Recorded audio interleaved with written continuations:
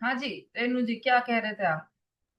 दीदी मैं ये कह रही थी कि देवों जो चतुर निकाय के सिर्फ चतुर निकाय के देवों को इसलिए लिया गया है क्योंकि चतुर निकाय के देवों में मतलब इनको ये अवर्णवाद है कि वो मांस भक्षण करते हैं, मदिरा प्रेमी है। क्योंकि मनुष्य को इसलिए नहीं किया गया क्योंकि मनुष्य मदिरा पान भी करता है और मांस भक्षण भी करता है, और त्रियंच भी मांस भक्षण करते हैं। और नरकायु में तो वैसे भी इतनी चीर फाड़ मारा काटी वगैरह ये सब रहती है। तो इसलिए इन सबको नहीं लिया, सिर्फ देवों को लिया है। क्योंकि देवों में ये हमारा अभी तक ये प्रचलित है, जो राक्षस जाति के देव है, व्यंतर जाति के देव है, ये सब लोग सोचते हैं कि शायद ये मांस भक्षण, क्योंकि जो जैसे अन्य मतियों में दिखाते हैं कि भाई राक्षस है, ये है वो है, ये सब मदिरा भी पीते हैं आज अमृत टीवी वगैरह में। तो वो ये सब वर्णवाद, ये इसलिए इसको वर्णवाद मतलब कहा है कि देव लोग नहीं करते हैं। नारकी करते हैं कि नहीं, मेरा ये प्रश्न था आपसे। दीदी नारकी तो नहीं करते, लेकिन वहां पर वैसे ही इतनी मारकाट और इतना सब कुछ चलता रहता है, मतलब जो हमने पढ़ा है अब तक, नहीं नरकों का उस चित्रण जो पढ़ा है कि वहां पर इतना। चलिए, ठीक है, ठीक है। ठीक है, उत्तर आपका। हमने ये इसमें जो देव का अवर्णवाद है ना, पहली बात तो वो देव वो वाले देव नहीं है। जो सच्चे देव है उसकी बात नहीं है वहां पर। वहां पर ये देवगति के देवों की ही बात है, अर्चना जी। ध्यान से सुनना। जो क्योंकि वो देव तो आ गए केवली में। केवली तो सिद्ध भगवान भी केवली है, अनंत भगवान भी केवली है। ये दोनों ही देव है। तो ये देव तो आ गए केवली में। श्रुत आ गया जिनवाणी। संग में आ गए गुरु। और धर्म आ गए धर्म में। अब बच गया देव, तो वो देव हैं ये जो स्वर्ग के जो देव हैं, उनके लिए कहा गया। अब उनके लिए क्यों कहा? वो तो कोई स्पेशल है क्या वो? या देवगति हमको पसंद है इसलिए वहां पर कुछ प्रिविलेज दे देते हैं देवों को, ऐसा कुछ है क्या? कि ऐसा कुछ भी नहीं है।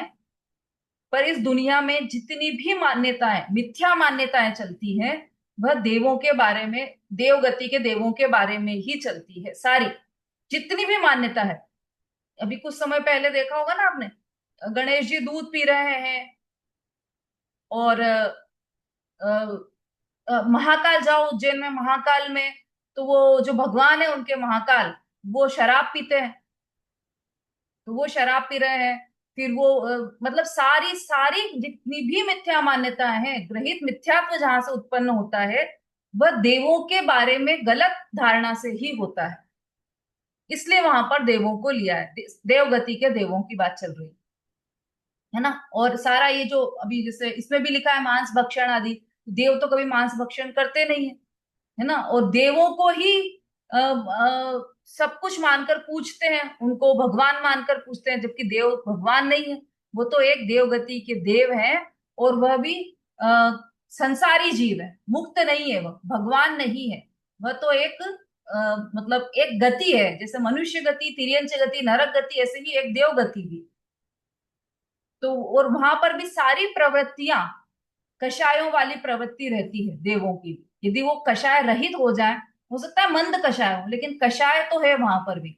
यदि वो कषाय रहित हो जाए तो वो तो फिर भगवान हो जाएंगे। तो वो भगवान नहीं है, वो देव हैं। और देव एक गति है, लेकिन उनको भगवान की तरह मान लेना, उनकी पूजा करना, और उनके बारे में मिथ्या कल्पनाएं करना कि वो ऐसे हैं, वो ऐसे हैं, वो ऐसे हैं, इतनी मिथ्या कल्पनाएं कर लेना, वह सब अवर्णवाद है देवों का। और वो देवों का अवर्णवाद क्यों लिया गया है यहाँ पर दर्शन मोहिनी के आश्रव के कारण में?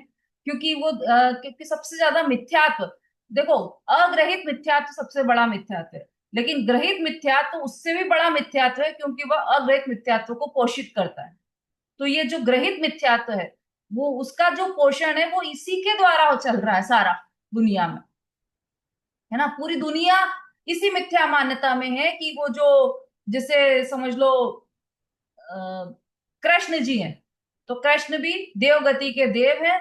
और उन्होंने अवतार लिया था यहाँ पर एक बार, मतलब संसार में जब जब भी दुख आता है तो भगवान अवतार लेते हैं। तो वो भगवान मतलब वो कृष्ण जी, उन्होंने अवतार लिया और फिर वापस वो बैकुंठ चले गए। तो बैकुंठ मतलब स्वर्ग, मतलब देव। तो वो वहां के देवों के बारे में सब मिथ्या मान्यताएं चलती हैं सारी। और भी आप देखना, अभी तो अपन ज्यादा बात नहीं कर रहे उस बारे में, लेकिन जितनी भी मिथ्या मान्यताएं चलती है, वह सब देवों मतलब ये जो देवगति के देव हैं उनके बारे में ही चलती है। तो इसलिए मिथ्यात्व का पोषण होता है। इसलिए देवों का अवर्णवाद से दर्शन मोहनी कर्म के आश्रय होता है। हाँ बोलिए कुंभ प्रभा जी। हाँ दीदी, ये पूछ रहे हैं, जैसे ये जो चीज है कि उनका अवतार होता है, तो ये तो सब मान्यता अजैनों की है ना, अपने यहाँ की कहाँ है? तो अपने ये, जैनियों की यहाँ की कहाँ है? हाँ, जैनियों में भी बहुत रहती है मान्यताएं ऐसी। जब तक सम्यक तो नहीं हो अंदर में, ये मिथ्या मान्यताएं पलती रहती हैं कि देव आकर कर देंगे। अब ये देखो, बारिश इतनी, आज तो इंद्र देवता बहुत प्रसन्न है, आज वहां से बारिश बरसा दी उन्होंने, है ना। और बहुत सारी मिथ्या मान्यताएं रहती है, जैन हो चाहे अजैन हो, उपदेश तो सबके लिए है ना, केवल जैनों के लिए नहीं है ये उपदेश, सभी के लिए है। और जैन बने कैसे? ये जैन, ये शास्त्र पढ़ के ही तो बने जैन। इन मिथ्या मान्यताओं को छोड़ा कैसे? ये ग्रंथ पढ़कर ही तो छोड़ा। तो इसलिए यहाँ पर उन मिथ्या मान्यताओं का खंडन किया जा रहा है। और ये बता, और ऐसा थोड़ी कि दर्शन मोहनी कर्म का आश्रय केवल जैनियों को ही होगा। जैन हो चाहे अजैन हो, दर्शन मोहनी कर्म का आश्रय तो सबको होगा ना। जिसने ऐसी मान्यता रख रखी है कि देव का, जिसने अवर्णवाद किया उसके दर्शन मोहनी कर्म का आश्रय होगा। तो यहाँ पर बात तो कर्म के आश्रय की चल रही है, जैन अजैन की बात नहीं चल रही। और इसलिए ये भी बताएंगे कि सबको होगा, और उसके क्या क्या कारण है वो सब डिटेल में बताए जाएंगे यहाँ पर, है ना। हाँ बोलिए अनीता जी। हाँ मैडम, जय जैन लोग अभी ये भादव हुए थे तो सब लोग यही बोले थे जैनों में कितना तप होता है, उनसे भगवान प्रसन्न होके 10 दिन लगातार बारिश हुई। हाँ उनका माने जिससे किसी को कष्ट ना पहुंचे, प्यास ना लगे, ये ना लगे। तो ऐसा लोग कहते हैं कि भादों में बहुत अच्छे तपस्वी हैं जैनी लोग, उनकी आशीर्वाद से या भगवान उनसे प्रसन्न हो गए। ऐसा मैडम। हाँ, ऐसा है दीदी कि, दीदी दीदी, अपने में धरणे पद्मावती को तो कितना पूछते हैं। हाँ, अरे जैनों बहुत में मान्यताएं देवों का चलती, वर्णन तो है ही, बिल्कुल सही बहुत बात है, मान्यता है। बिल्कुल सही। धरणे पद्मावती को तो धरणेन पद्मावती है, और भी देवों को, बहुत सारे देवों को पूजा जाता है ना। तो वो जैन हो चाहे अजैन हो, पद्मावत सबके लिए बात है। किसी भी प्रकार से देवों का अवर्णवाद होगा तो दर्शन मोहिनी कर्म का आश्रय होगा ही होगा, है ना। अब देखो, तपस्वी तप करते हैं तो देवता प्रसन्न हो जाते हैं, तो वो बारिश बारिश कर देते हैं, वहां से बारिश वर्षा होती हो है। जाती है ना। अब उनसे पूछो कि पिछले साल तपस्वियों की तपस्या कम थी क्या, तो एक भी बार पानी नहीं बरसा, है ना। और अभी भी किसी क्षेत्र में तो अभी खूब भी पानी पानी बरस बरसता रहा है। है, और किसी क्षेत्र में बिल्कुल पानी नहीं बरसा, तो वहां की तपस्या कम थी क्या? किसी किसी ने तो मैडम आज दिन तक उज्जैन में नहीं उपवास किए हैं, बरसा। लेकिन वहां पर पानी नहीं बरसा है तब भी। तो क्या करें? ये माने कि इन्होंने सच्चे उपवास नहीं किए। ये सारा सब देवों का अवर्णवाद है। देव देव कभी खुश होकर बारिश नहीं करते, ऐसा कुछ भी नहीं है कि देव बारिश कर रहे हैं। ये सब देवों का अवर्णवाद है, जो काम उनका नहीं है वो काम उनका बता देना, ये देवों का अवर्णवाद है। बोलिए ललिता जी। अरे हमारे यहाँ शनिवार में तो बहुत चलता है ये पद्मावती गणेंद्र का नियम। हमारे में मान लो हमारे दो घर छोड़ के बाकी सब घरों में यही चलता है वर्णवाद। बहुत मिथ्यात्व का पोषण इतना हो रहा है कि इसकी हद नहीं। हाँ, तो क्या कर आठ सकते हैं मंदिर है, अपन। यहाँ 8 मंदिर है जो अपने दिगंबर, 8 मंदिरों में ये सब चलता है। और एक केवल हमारे जो समाज का मंदिर है वहाँ नहीं चलता है। वहाँ अच्छा। एक दो जने हैं रखे रखे हैं, पर कोई पूछता नहीं है, वो एक जना पूछता है खाली। हाँ, अच्छा। मंदिर चलता है। हाँ, तो ये तो बहुत जगत में मिथ्या मान्यताएं चलती हैं। और भी बड़े बड़े मंदिर हैं, दिल्ली का लाल मंदिर है, वहां चले जाओ कभी भी, इतनी हाँ आरती, तो और इतनी क्षेत्रपाल पद्मावती की, इनकी सबकी, धर्मेंद्र की, क्षेत्रपाल भी, धर्मेंद्र भी, पद्मावती भी, ऐसे कई सारे बना रखे हैं, तो सबकी करते हैं। वो सब देवों का अवर्णवाद है ना। अब लगा लेना, आप लोग तो सब विवेकी हैं, और इसकी डिटेल में अपन नहीं जा रहे हैं। किसी भी तरह से देवों का अवर्णवाद करना वह दर्शन मोहनी कर्म के आश्रय का कारण है। अब हम आ गए हैं चारित्र मोहनी कर्म के आश्रय में। तो इसमें हम देख रहे हैं कि संक्षेप में तो ये बता दिया कि तीव्र कषाय का के कारण चारित्र मोहनी कर्म का आश्रय होता है। कषाय के उदय से तीव्र परिणाम होना तो चारित्र मोहनी कर्म के आश्रय का कारण। अब इसका डिटेल में बता रहे हैं। अपने तथा पर को कषाय उत्पन्न करना, स्वयं भी कषाई हो, राग द्वेष करे, और बात भी ऐसी करे किसी से दूसरे से कि उसको भी कषाय उत्पन्न हो जाए कि अरे नहीं वो तो बहुत बेकार है, उनका तो नेचर इतना खराब है। अब किसी तीसरे से जाकर कह दिया, उसको भी द्वेष उत्पन्न हो गया।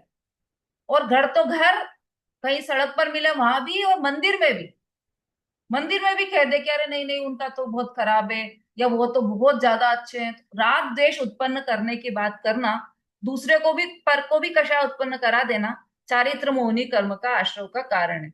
तपस्वी जनों को चारित्र दोष लगाना, इसमें किसी सती की कहानी भी प्रसिद्ध हुई है। तपस्वी पर दोष लगाया था ना, किसने लगाया था तपस्वी पर दोष? ध्यान है? किसी सती ने। उसके उदय में बहुत वर्षों तक उसको दुख सहना पड़ा था। अंजू जी? सीता जी ने लगाया।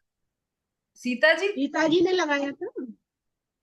अच्छा। हाँ, सीता जी कि मुनिराज को देख के, ये बहन भाई है, क्या बहन भाई थे ये, मतलब आपस में, मतलब तो उनको हाँ बहन भाई उनको लगाया, सीता जी ने हाँ, लगाया। ठीक है। और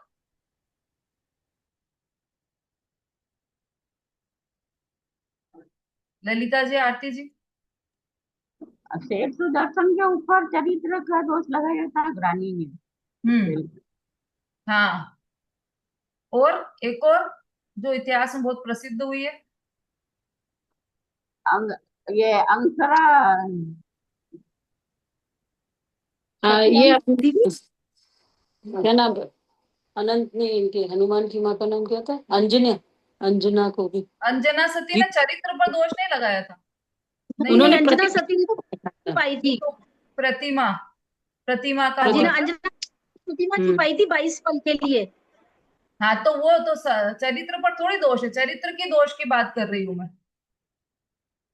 देखो द्रौपदी थी ना, द्रौपदी, उसने भी पिछले जन्मों में चरित्र पर दोष लगाया था। और ऐसा दोष लगाया था कि अरे वाह देखो, वो स्त्री तो पांच पांच आदमियों के साथ है, या पुरुष पांच औरतों के साथ है। मुनिराज, मुनिराज उनके पास चार पांच औरतें हैं, ऐसा। तो वो उसमें उसने रौद्र ध्यान किया था कि अरे वाह देखो उनके तो कितने मजे हैं, इस तरह से कुछ भी, वो पूरी कहानी है उसकी। तो इसके फलस्वरूप उसको भी पांचाली कहा गया, है ना। वो थी नहीं ऐसी पांचाली, लेकिन कहा गया उसको। मतलब ये उसको दोष लगा था। तो किसी के चरित्र, तपस्वी जनों को चारित्र दोष लगाना, मुनिराज को या किसी को भी देखकर ऐसे कोई तपस्वी उन पे दोष लगाएंगे तो चारित्र मौनी कर्म का बंध होगा। संक्लेश परिणामों को उत्पन्न करने वाला भेष, व्रत इत्यादि धारण करना इत्यादि लक्षण वाला परिणाम कषाय कर्म के आश्रव का कारण है। संक्लेश परिणाम को उत्पन्न करने वाला भेष, ऐसा भेष धारण कर लें जिससे कि दूसरों को संक्लेश हो, जिनके परिणाम संक्लेशित हो, जिसके कारण दूसरों के परिणाम संक्लेशित हो। ऐसा व्रत धारण कर ले कि जिससे दूसरों के परिणाम संक्लेशित। कैसे? बस इसीलिए किसी किसी को है ना सिंपैथी गेन करने में बहुत मजे आते हैं। जैसे कि अरे अब मैं 5 उपवास कर लूंगी तो सब मेरी बहुत पूछ परख करेंगे, और सब करेंगे अरे देखो बेचारी ने 5 उपवास करे हैं, और देखो इसको काम भी करना पड़ रहा है और 5 उपवास भी करे, ऐसा। तो दूसरों के परिणाम में संक्लेश उत्पन्न कराने के लिए व्रत धारण की, और वैसा वेश धारण किया कि जिससे दूसरों के परिणामों में संक्लेश उत्पन्न हो। वह चारित्र मोहनी कर्म का आश्रव का कारण इत्यादि लक्षण वाला परिणाम कषाय कर्म के आश्रव का कारण है। गरीबों का अति हास्य करना, कोई गरीब हो उसकी हंसी उड़ा देना खूब। देखो अब ये तीन आ गए अलग, है ना। देखो चारित्र मोहनी जो है उसमें कषाय है और नो कषाय है, दो भेद है उसमें, कषाय और नो कषाय। तो कषाय में तो आ गई तीव्र कषाय, और नो कषाय में आई उससे थोड़ी मंद कषाय। ईशत मतलब, ईशत कषाय मतलब थोड़ी अल्प कषाय, जितनी जो जो क्रोधमान माया लोभ वाली अनंतानुबंधी वगैरह ये जो कषाय है ना, उनसे कम, उनसे थोड़ी हल्की रहती, लेकिन होती है भी कषाय। तो वो कौन कौन सी है? हास्य, रति, अरति, शोक, भय, जुगुप्सा, स्त्रीवेद, पुरुषवेद और नपुंसक वेद। ये नो नो कषाय है, इनका नाम ही नो कषाय है भी ये नो और नो कषाय है। तो यहाँ पर जो इसका नाम नो कषाय है ना, वो इसलिए नहीं कि ये नो नो है इसलिए नो कषाय है, ऐसा नहीं है। उस नो का मतलब ईशत है, और ईशत मतलब किंचित, हल्का, हल्की कषाय है। तो सबसे पहले है हास्य। अब हास्य के तीन भेद हैं। गरीबों का अति हास्य करना, उससे भी चारित्र मोहनी कर्म का बंध होगा। बहुत ज्यादा व्यर्थ प्रलाप करना, प्रलाप मतलब बहुत ज्यादा फालतू में हंसते ही जाना, और हंसी का स्वभाव रखना। ये तीन तीन है इत्यादि लक्षण वाला परिणाम हास्य कर्म के आश्रव का कारण है। ये हो गया हास्य का, समझ समझ गए होंगे सब तीनों को। फिर हास्य के बाद रति, विचित्र क्रीड़ा क्रीड़ा करने में तत्परता होना, व्रतशील में अरुचि परिणाम करना, इत्यादि लक्षण वाले परिणाम रति कर्म के आश्रव का कारण है ना। रति तो चलो गार्डन में घूमने जाएंगे, वहां पर जाएंगे ऐसा, तो विचित्र क्रीड़ा करने में तत्पर होना, व्रतशील में अरुचि रखना, कोई रुचि नहीं रखे व्रतशील में, वह भी रति कर्म के आश्रव का कारण है। पर को अरति उत्पन्न कराना, पर की रति का विनाश करना, पाप करने का स्वभाव होना और पाप का संसर्ग करना, ये अरति कर्म के आश्रव का कारण है। पर को अरति उत्पन्न कराना, जिससे पर को द्वेष उत्पन्न हो दूसरों को, और पर की रति का विनाश करना, पाप करने का स्वभाव होना, पाप का संसर्ग करना, ये चार कारण दिए हैं अरति कर्म के आश्रव का कारण। फिर शोक कर्म के आश्रव का कारण, तो दूसरे को शोक पैदा करना और दूसरे के शोक में हर्ष मानना, है ना। रौद्र ध्यान होता है ना, वो ऊपर में मतलब वो कुछ भी पांच पाप के करने में आनंद मानता है, वही बात है यहाँ पर। दूसरे के शोक में हर्ष मानना, दूसरे को शोक पैदा करना और दूसरे के शोक में हर्ष मानना, ये दोनों से ही चारित्र मोहनी शोक कर्म नाम का चारित्र मोहनी कर्म का आश्रय होगा। हास्य, रति, अरति, शोक। अब भय, स्वयं के भय रूप भाव रखना और दूसरे को भय उत्पन्न करना कराना, ये भी भय कर्म के आश्रव का कारण है। भय कर्म कौन सा? चारित्र मोहनी भय कर्म के आश्रव का कारण है। शोक, भय। अब जुगुप्सा, भली क्रिया आचार के प्रति ग्लानि आदि के परिणाम होना, सो जुगुप्सा कर्म के आश्रव का कारण है। मुनिराज जा रहे हैं, अरे कितने गंदे रहते हैं, ये तो नहाते ही नहीं है कभी, ये तो कभी ब्रश ही नहीं करते, उनकी तरफ ग्लानि का परिणाम होना वह जुगुप्सा कर्म के आश्रव का कारण है। और भी कोई भी अच्छी अच्छी क्रिया करे और उसमें ग्लानि होना, किसी ने 10 उपवास किए, बेला किया, तेला किया, अब वो ब्रश नहीं किया है, मुंह से बदबू आ रही, तो उसके प्रति ग्लानि रखना कि अरे बाप रे, मैं तो उसके पास नहीं बैठूंगी, उसके मुंह से तो बदबू आ रही। तो ये जो ग्लानि मतलब अच्छे आचरण के प्रति ग्लानि रखना, वह जुगुप्सा नाम का आश्रव का कारण है। जुगुप्सा कर्म का, चारित्र मोहनी कर्म के जुगुप्सा कर्म के आश्रव का कारण है जुगुप्सा। अब स्त्रीवेद, झूठ बोलने का स्वभाव होना, मायाचार में तत्पर रहना, पर के छिद्र की आकांक्षा अथवा बहुत ज्यादा राग होना, इत्यादि परिणाम स्त्रीवेद कर्म के आश्रव का कारण है। झूठ बोलने का स्वभाव होना, सहज रूप से ही स्त्री में मायाचारी होती है और सहज रूप से स्त्री का झूठ बोलने का स्वभाव होता है, तो झूठ बोलने का स्वभाव रखना, इससे भी स्त्रीवेद कर्म के आश्रव का कारण होगा, है ना। किसी ने डॉक्टर हुकुमचंद जी भारिल की स्त्रिया चरित्र ये किताब यदि पढ़ी हो, तो वो स्त्रीवेद कर्म के वहां पर बिल्कुल साक्षात रूप दिखाया है। इसका एक नाटक भी कौशिक जी करवाते थे, बहुत अच्छा था वो नाटक भी। किताब भी बहुत अच्छी मतलब इंटरेस्टिंग किताब है, कभी मौका लगे तो आप लोग अवश्य पढ़ना उसको। स्त्रिया चरित्र, उसमें स्त्री का चरित्र बताया गया है कैसा होता है, कितनी अधिक मायाचारी होती है स्त्री। कौशिक का यदि यूट्यूब पर उपलब्ध हो तो आप उस नाटक को देखना, बहुत अच्छा, मजे आएंगे उसको आपको देखने में। तो उसमें हमें पता चलेगा कि झूठ बोलने का स्वभाव स्त्री का सहज रूप से होता है, मायाचार भी सहज, जैसे केवल केवलियों का विचरण सहज होता है ना, केवली का जो गमन होता है, जब केवली समोशरण में होते हैं और उनका गमन होता है, विहार होता है, तो उसके लिए उदाहरण इसका दिया गया है कि केवली का विहार बिना इच्छा के कैसे होता है, कि जैसे स्त्री को सहज सहज ही मायाचारी होती है, ऐसे केवली का विहार सहज होता है। मतलब इतना सहज मायाचारी का स्वभाव रहता है स्त्रियों का, तो उस मायाचारी में ही तत्पर रहना, पर के छिद्र की आकांक्षा अथवा बहुत ज्यादा राग होना, इत्यादि परिणाम स्त्री वेद कर्म के आश्रव के कारण है। पर के छिद्र की आकांक्षा, मतलब उसका कोई ना कोई दोष पकड़ में आ जाए, बस ऐसी आकांक्षा रखना। या बहुत ज्यादा राग होना, अपने पुत्र से, अपनी पुत्री से, अपने परिवार से बहुत ज्यादा राग होता है ना, या किसी से भी बहुत ज्यादा राग होना, यह सब स्त्री वेद कर्म के आश्रय का कारण है। इससे ऐसा कर्म बंधेगा कि उससे स्त्री वेद उत्पन्न, स्त्री पर्याय में उत्पन्न होंगे, है ना। कर्म का आश्रय हो रहा है ना, चारित्र मोहनी कर्म का आश्रय है ये। और चारित्र मोहनी में भी स्त्री वेद कर्म के आश्रय का कारण है। तो ये आश्रय होगा, इससे बंद होगा, उसके उदय में क्या होगा, स्त्री वेद ही उदय में आएगा। अब पुरुष वेद, थोड़ा क्रोध होना, इष्ट पदार्थों में आसक्ति का कम होना, अपनी स्त्री में संतोष होना, ये पुरुष वेद कर्म के आश्रय का कारण है। अब उसकी स्त्री की अपेक्षा थोड़ा थोड़ा सा यहाँ पर कम कम कषाय है। थोड़ा क्रोध होना, स्त्री मतलब थोड़ा क्रोध होना मतलब बहुत अल्प क्रोध हो ऐसा नहीं, पर अपेक्षाकृत कम क्रोध होगा, इष्ट पदार्थों में अपेक्षाकृत आसक्ति कम होगी, और अपनी ही स्त्री में संतोष होगा, तो उसके पुरुष वेद कर्म के आश्रय का कारण है वह।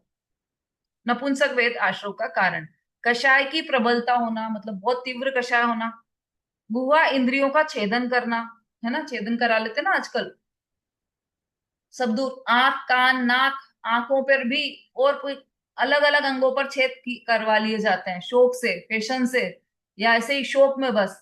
तो यह भी चारित्र मोहनी कर्म के आश्रय का कारण है। पर स्त्री गमन करना, यह भी नपुंसक वेद के आश्रय का कारण है। तो इस तरह से ये 9 कषाय, हास्य रति अरति शोक भय जुगुप्सा स्त्रीवेद पुरुषवेद और नपुंसक वेद, ये 9 कषाय के कारण चारित्र मोहनी कर्म का आश्रय का कारण हुआ।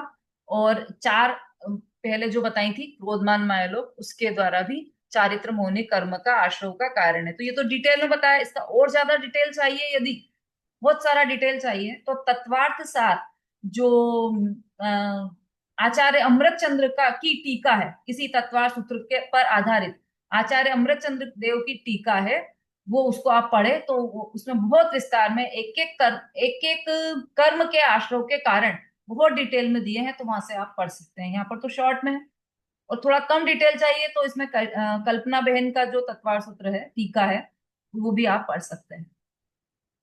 चलिए, तीव्रता बंध का कारण है और सर्व जघन्यता बंध का कारण नहीं है, यह सिद्धांत आत्मा के समस्त गुणों में लागू होता है। अच्छा, 5वें अध्याय की 34वें नंबर की टीका निकालिए।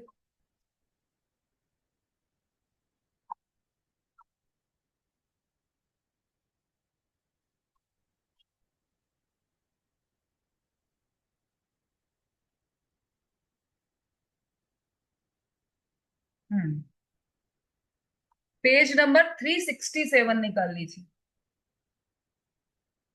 सूत्र ही इसमें दिया है, न जघन्य गुणा नाम, बंध कभी नहीं होता, किसका, जघन्य गुण सहित परमाणुओं का बंध नहीं होता, ये दिया है। अभी अपन जीव की बात कर रहे हैं ना।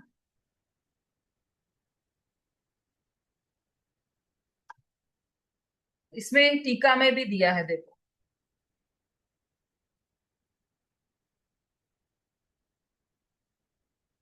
हाँ, ये जो दूसरे नंबर का पॉइंट है ना, उसमें देखिए, उसमें जो बीच में से शुरू कीजिए, प्रवचन सार का जो लिखा है ना, जल और रेती के दृष्टांत में जैसे जीवों के परमानंद में स्वसंवेदन गुण के बल से राग द्वेष हीन हो जाता है और कर्म के साथ बंध नहीं होता, उसी प्रकार जिस परमाणु में जघन्य स्निग्ध या रुक्षता होती है, उसके किसी से बंध नहीं होता। उदाहरण के रूप में इसमें जीव का उदाहरण लिया है, और मतलब दृष्टांत तो जीव का है और सिद्धांत पुद्गल का है, ऐसा है वहां, क्योंकि वहां पर पुद्गल को समझाना था 5वें अध्याय में, इसलिए वो सिद्धांत में पुद्गल का लिया है और उदाहरण जीव का दिया है। तो उदाहरण में क्या दिया है, जैसे जीवों के परमानंद में स्वसंवेदन गुण के बल से राग द्वेष हीन हो जाता है, इधर स्वसंवेदन हुआ, आत्मानुभूति हुई, आत्म स्वरूप में लीनता बढ़ी, बढ़ती गई बढ़ती गई बढ़ती गई, उससे क्या हुआ, राग द्वेष हीन हो गया, कम हो गया, कम होता गया, होता गया, होता गया, बहुत कम हो गया, तो उसका कर्म के साथ बंध नहीं होता। अत्यंत हीन हो जाए राग द्वेष, बहुत कम हो जाए राग द्वेष, तब कर्म नहीं बंधते हैं, है ना। उसी प्रकार जिस परमाणु में जघन स्निग्ध या रुक्षता होती है, उसके किसी से बंध नहीं होता। और भी है, इसको पढ़ना आप। अभी अपन वहां पर आ जाए वापस 435 नंबर के पेज पर। समय हो गया हमारा, 1 मिनट में हम पूरा कर रहे हैं इसको। तीव्रता बंध का कारण है और सर्व जगन्यता बंध का कारण है। ये जो कषायों की तीव्रता है वह तो बंध का कारण है। ये जो चारित्र मोहनी कर्म का आश्रय का कारण बताया ना, उसमें क्या कारण बताया? कषायों की तीव्रता, तो यही बंध का कारण है। सर्व जगन्यता बंध का कारण नहीं, बिल्कुल अल्प हो जाएगी कषाय तो वो बंध का कारण नहीं रहेगी। यह सिद्धांत आत्मा के समस्त गुणों में लागू होता है। आत्मा में होने वाला मिथ्या दर्शन का जो जघन्य से भी जघन्य भाव होता है वह दर्शन मोहनी कर्म के आश्रय का कारण नहीं है। मिथ्या दर्शन का जघन्य से भी जघन्य भाव, यदि अंतिम अंश भी बंध का कारण हो तो कोई भी जीव व्यवहार में कर्म रहित नहीं हो सकता। एकदम अंतिम अंश होगा तो वह बंध का कारण नहीं है, आश्रय का कारण नहीं है, ये यहाँ पर बता रहे हैं। ठीक है, इस तरह से हमने देखा कि चारित्र मोहनी कर्म के आश्रय के क्या क्या कारण है, ये हमने देखा है। कल्पना बहन जी का शास्त्र जिनके पास है वो जरूर उसमें से पढ़ लीजिए, उसमें बहुत डिटेल में दिया है, उसमें आप आराम से एक एक को समझ सकते हैं। अब हमारा कल से आयु कर्म के आश्रय का कारण चलेगा। आयु 4 प्रकार की है, नरक आयु, देव आयु, मनुष्य आयु और तिर्यंच आयु। तो ये 4 अभी हम देखते हैं कि इस दुनिया में, संसार में अलग अलग टाइप के जीव दिखाई देते हैं, अलग अलग परिणामों के जीव दिखाई देते हैं, है ना। तो अलग किसी के तीव्र कषाय के परिणाम हो, एक ही काम, एक ही क्रिया हुई हो, उसी में तीव्र, किसी के तीव्र कषाय के परिणाम है और किसी के मंद कषाय के परिणाम है। एक ही वस्तु का निमित्त हो, प्रतिमा का निमित्त हो, तो चोर को चोरी का भाव आ जाएगा प्रतिमा को देखकर, है ना। और कोई स्त्री कुशील सेवन वाली हो या वेश्या हो तो उसको वैसे परिणाम आएंगे प्रतिमा को देखकर। कोई धर्मी जीव हो तो उसको वैसे परिणाम आएंगे। और धर्मी जीव में भी सबकी अलग अलग डिग्री के अनुसार, अपने अपने परिणामों के अनुसार सबका बंध होगा। तो ये सबके जैसे जैसे परिणाम है, जितने प्रकार के परिणाम है उतने प्रकार के बंध हैं, है ना। और उन बंधों में ही किसी के तीव्र परिणाम है तो नरक आयु का बंध है, किसी के मंद है तो उसका अलग प्रकार का बंध है, किसी के और मंद है तो उसका अलग प्रकार का बंध है। तो ये इतने सारे डिफरेंस दिखाई देते हैं यहाँ पर विचारों में। तो उसका, उसके कारण बंध भी वैसा ही, आश्रय भी वैसा ही होता है, बंध भी वैसा ही होता है, और उसके उदय में मतलब उदय भी वैसा ही आता है, अलग अलग आता है ना। ये सब बातें हम कल से लेंगे आयु कर्म के आश्रय के बारे में। ठीक है, हाँ, किसी को कोई प्रश्न है तो पूछ लीजिए। सरिता जी।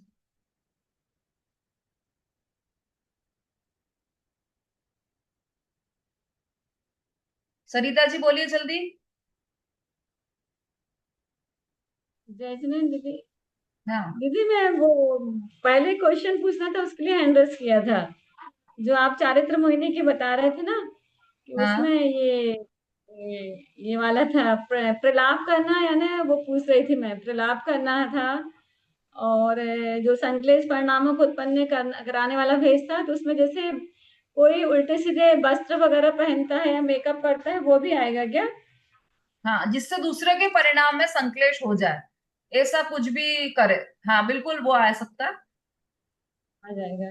हाँ, तो प्रलाप करना यानी बोलना है कि रोना, वो ज्यादा बोलना है, प्रलाप करना है कि हंसना, रोना? ज्यादा हंसना या ज्यादा रोना दोनों उसमें समाहित है। जो प्रलाप जरूरत में। से ज्यादा हंसना, जरूरत से ज्यादा रोना, ये दोनों ही प्रलाप करना है ना। चलिए, और तो किसी का कोई प्रश्न नहीं है। चलिए, जिनवाणी स्तुति। हाँ, कोई भजन बोलना चाहे तो बोल सकते हैं शॉर्ट में। शीला आंटी।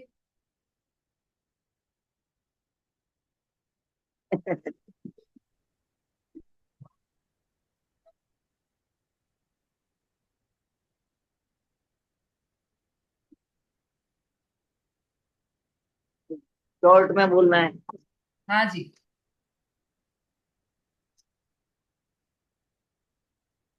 मैं आत्म ध्यान लगाऊं रे, निज शुद्धात्म ध्याते ध्याते, भव सागर तिर जाऊं रे। मैं आत्म ध्यान लगाऊं रे। दम्भ भरी दुनिया को तज कर निर्गंत पथ अपनाऊं रे। इंद्री विषय हलाहल बासे ब्रह्मचर्य प्रगटाऊं रे। आत्म ध्यान ही उत्तम औषधि भव का रोग नसाऊं रे। स्वयं स्वयं मैं तृप्त सदाई काल अनंत रहाऊं रे। प्रभु वर हो आदर्श हमारे तुम सम शिव पद पाऊं रे। मैं आत्म ध्यान लगाऊं रे। निशुद्धात्म ध्याते ध्याते भव सागर चिर जाऊं रे। बहुत अच्छा शॉर्ट में इन्होंने बता दिया कि क्या करना है भजन हाँ में। शॉर्ट में सब आ गया कि क्या करना है। बस कार्यकारी तो यही है कि अपनी आत्मा का ध्यान लगाएं हम। बहुत बढ़िया।